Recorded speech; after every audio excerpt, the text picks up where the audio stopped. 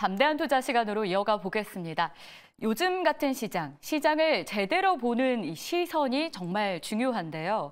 오늘은 특히 밸류업 프로그램 관련한 내용도 있고요. 앞으로 그래서 우리는 어떻게 투자해야 되는지, 그리고 2월의 끝자락에서 3월의 봄을 기다리고 있습니다. 지금 저희가 꼭 체크해야 되는 이슈들은 무엇인지 한 번에 정리 도와드릴게요.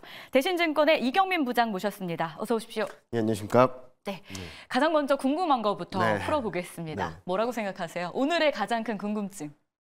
밸류업 프로그램 공개된 내용이겠죠. 맞아요. 네. 일단은 실망감에 관련주들이 많이 하락을 하고 있는데 부장님은 오늘 밸류업 프로그램 발표 보시고 어떻게 좀 판단을 하셨습니까? 일단은 기대했던 것보다 못 미치는 것은 맞다라고 네. 생각합니다.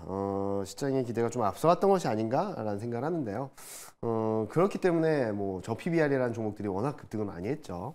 자, 그러면은 정책만 바라봤을 때 이게 안 좋은 건가? 그건 또 아니죠. 좀 느려졌고 기대했던 거는 못 미쳤지만 첫 발을 내딛었고 이제 5월 달에 2차 세미나, 그다음에 6월까지 그러니까 상반기 중에 구체적인 가이드라인을 제시하고 확정하겠다라는 계획을 발표했고요.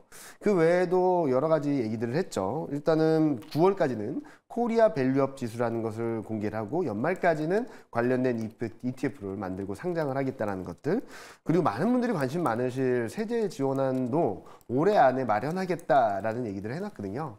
이런 것들을 감안해서 본다면 전반적인 흐름에 있어서 정책에 대한 큰 그림을 그려줬다라는 점들은 긍정적으로 볼 수 있겠는데, 시장 측면에서, 주가 측면에서는 기대감을 이만큼 했던 상황에서 좀 많은 부분들이 후퇴될 수밖에 없는 상황이 벌어졌기 때문에 주가 측면에서는 좀 단기 변동성을 좀 염두에 둬야 되지 않을까라는 말씀을 드리고 있습니다. 결국 단기 변동성은 예측을 저희가 하면서 대응을 해야 된다라고 주셨는데, 그러면 저 PBR 종목에 대한 투자 여전히 유효할까요? 보유자의 관점에서도 이게 궁금하고, 신규 진입, 오늘같이 조정받을 때 들어가는 건 어떨지도 궁금해하세요. 일단은 저희 대신증권에서 몇 주 전부터 저 PBR 종목들이 흔들리기 시작했다라는 말씀을 드렸거든요. 주간 수익률 기준으로 보면은 2주 전에는 소매유통하고 호텔 레저 이런 종목들이 마이너스 반전을 했고요. 주간 수익률 기준으로는. 지난주 같은 경우는 등락은 있었지만 은행하고 자동차까지도 마이너스였습니다. 그러니까 연일 급등세를 보이던 흐름에서 한두 업종씩, 종목씩 꺾이는 그림들을 보여줬다는 점에 있어서 이제 정점을 통과하는 것 같다라는 말씀을 드렸었는데요. 이번에 오늘 같은 경우 좀 많이 빠지고 있죠. 당분간은 조금은 조심하자라는 말씀을 드리고 있습니다. 주식 비중이 많으신 분들, 저 PBR 종목들이 많으신 분들은 투자 시계를 1년 이상으로 바라보시는 분들은 그냥 등락이 있더라도 가져가시면 좋겠는데, 단기 트레이딩 관점에서 접근을 하신다면 잠시 피해가는 게 맞지 않을까라는 생각을 하고 있고요. 왜 그렇게 말씀드리냐면, 특히 금융하고 자동차는 이제 2월 말에 이제 배당락 됩니다. 그러니까 이번에 상법이 개정되면서 배당락이 옛날같이 12월 말에 몰려있는 게 아니라 2월 말에 있는 종목들이 많거든요.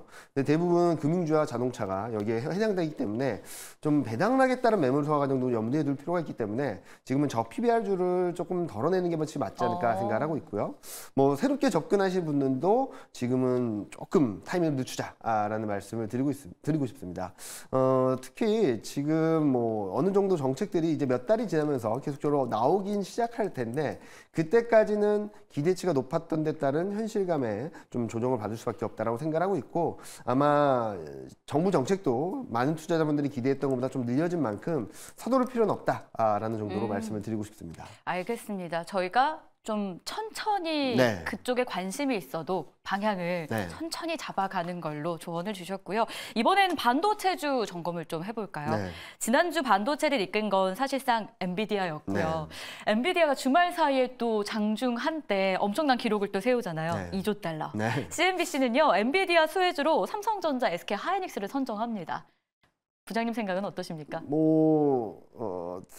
전자 같은 경우는 조금 봐야 될 것 같아요. 왜냐면은 최근 엔비디아발 호재가 있다 하더라도 주가가 그렇게 많이 못 오르거든요. 왜냐면은 AI 반도체 경쟁력에서 조금 더 뒤처지는 것이 아닌가라는 우려의 목소리가 있기 때문에 저는 닉스 같은 경우는 좀 더 좋은 그림들을 보여줄 수 있다고 생각하는데, AI 엔비디아 최대 수혜주라고 본다면은 두 개의 기업을 꼽기보다는 2등주가 좀 맞지 않을까라는 생각을 하고 있고, 이와 더불어서 같이 움직일 수 있는 게 중소형주라든지 이런 종목들 중에서 AI 관련된 반도체, 또 디자인 하우스 이런 종목들 관련된 기업들이 좀 관심을 계속적으로 받고 있고, 아마 잘 찾아보시면은 이미 급등한 종목 말고도 아직까지 덜 오른 종목들이 있긴 하거든요. 이제 막 박스권에 갇혀 있다가 좀 벗어나려거나 하거나 그런 종목들을 좀 관심 있게 바라보시면은 수익률이 좀 괜찮지 않을까라는 말씀을 드리고 있습니다.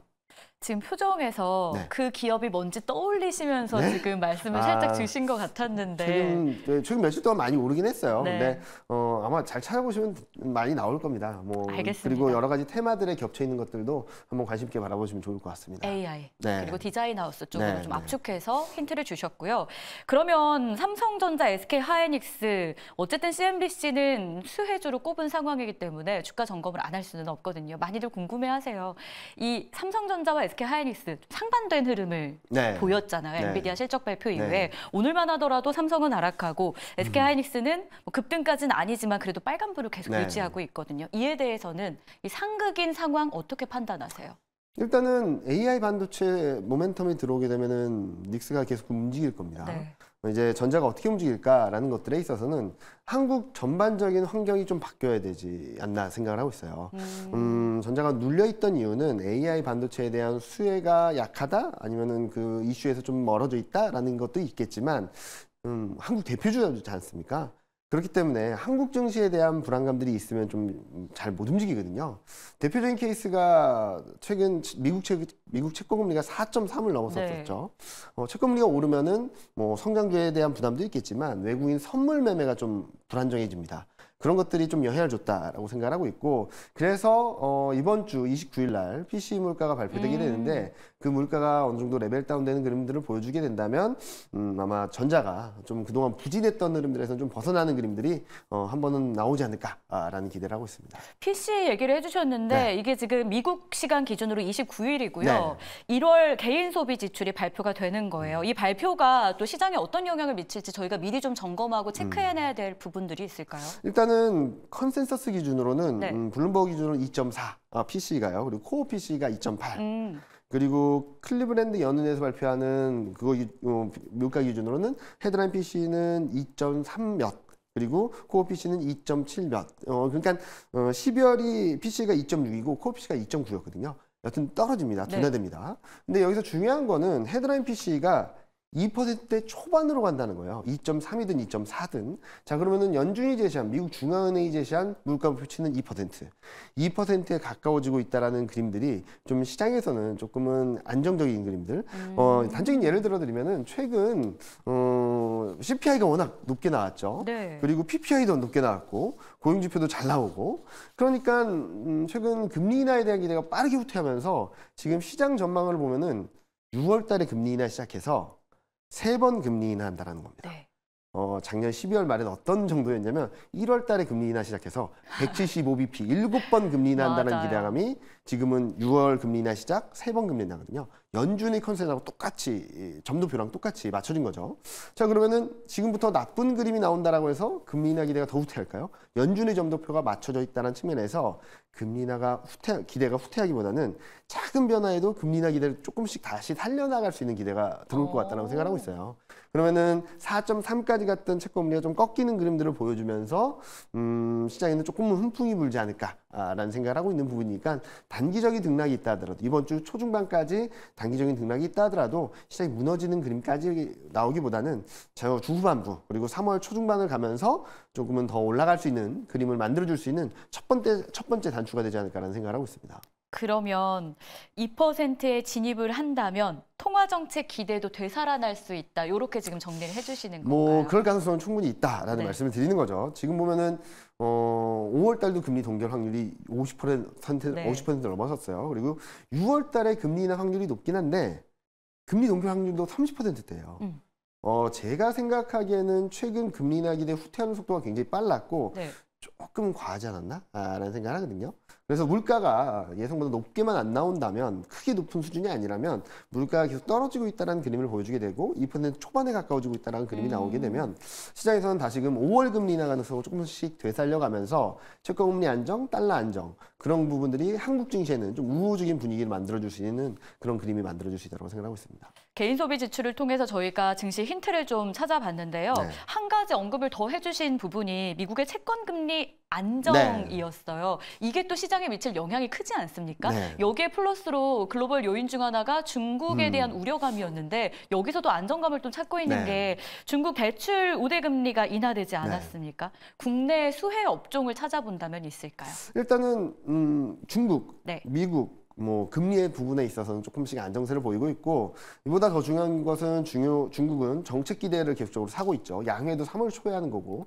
그러니까 두 나라의 금리 안정성 플러스 중국 경기 회복 기대, 요 두 가지가 맞물리게 되면 아마 수출주와 성장주가 좀 계속적으로 주목을 받을 수밖에 없지 않나 생각을 합니다.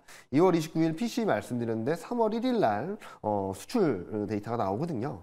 뭐 조업 일수가 줄어든 데 따라서 뭐 안 좋은 것처럼 보이긴 하겠지만 일평균 수출로 봤을 때는 계속적으로 좋은 모습이고요. 특히 반도체가 굉장히 드라이브를 걸고 있고 20일까지 수출을 보면은 가전까지도 가세해주고 있어서 저는 좀 긍정적인 변화를 좀 열어놓자라는 말씀을 드리고 있습니다.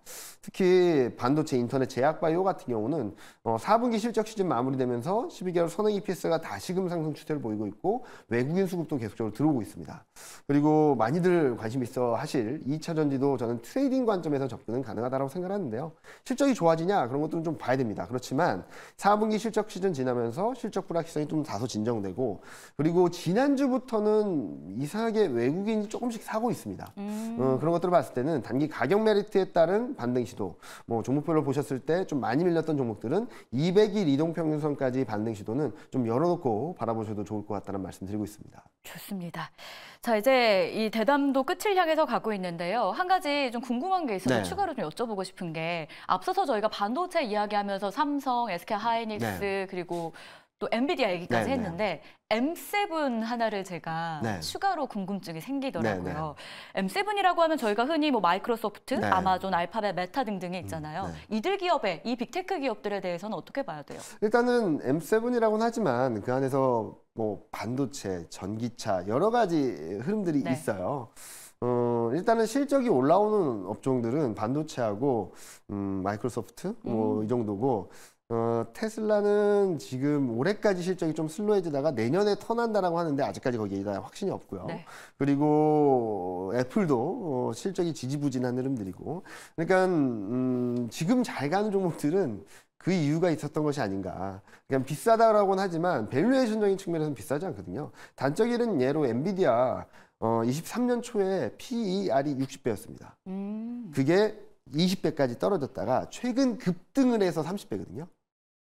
무슨 말씀을 드리냐면 실적이 그만큼 어마어마한 속도로 올라오고 있다는 거죠. 그런 종목들을 좀 따져보게 된다면 마이크로소프트 그리고 반도체 이런 쪽들, 최근 들어선 AI5라 그래서 이런 반도체 기업들을 좀 리스트업하고 있는데 그런 쪽들에 대한 관심을 가져보신다면 저는 그 M7보다는 이제 흐름들이 AI5로 이동하는 것이 아닌가라는 생각을 하고 있습니다. 맞아요. 앞서서도 공통적으로 AI 이야기를 주셨거든요. 그래서 이야기가 흘러서 AI 쪽으로 결국 또 모였습니다. 자, 그러면 정리하겠습니다. 이제 2월 마무리할 거고요. 3월 봄을 맞이할 수 있을지 궁금합니다. 3월에 대한 증시 전략 어떻게 보세요? 일단은 아까 말씀드렸던 성장주, 수출주 반등을 이어갈 겁니다. 다만 3월에는 전강 후약 패턴으로서 3월 전반부와 후반부를 좀 나눠봐야 될 것 같은데요. 전반부 같은 경우, 그러니까 3월 15일 뭐 전후, 그러니까 FMC 있기 전까지는 좀 반등 시도가 있을 수 있다라고 생각을 하고 있죠.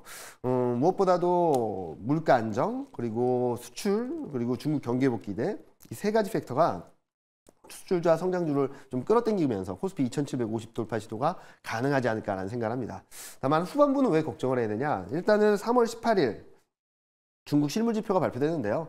모멘텀이 기저효과 때문에 많이 안 좋아질 겁니다. 그리고 3월 20일 FMC입니다.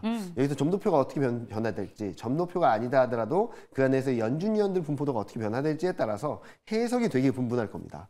그런 부분들을 감안해서 보면 3월 18일, 20일 전까지는 조금 반등했던 부분을 정리하고 리스크 관리할 필요가 있지 않나. 전강 후약 패턴에 경계를 갖자라고 말씀드리고 싶습니다. 좋습니다. 3월 15일을 기준으로 전강 후약 패턴 기억해 보겠고요. 지금까지 대신증권의 이경민 부장이었습니다. 고맙습니다. 네, 감사합니다. 네, 오늘 저희가 준비한 소식들 다 전해드렸습니다. 내일 또 하나의 특징을 저희가 미리 찾아본다면 신규 상장주 APR 소식이겠죠. 상장 첫날 황제주 가능성까지 지금 언급이 되는 상황인데요. 그래서 저희가 내일 APR의 부대표를 직접 스튜디오로 모시려고 합니다. 직접 모멘텀, 전망 들어보면서 투자 전략까지 여러분에게 힌트를 드리도록 할게요. 자, 오늘은 여기서 마무리하겠고요. 그럼 내일 다시 만나겠습니다. 시청해주셔서 고맙습니다.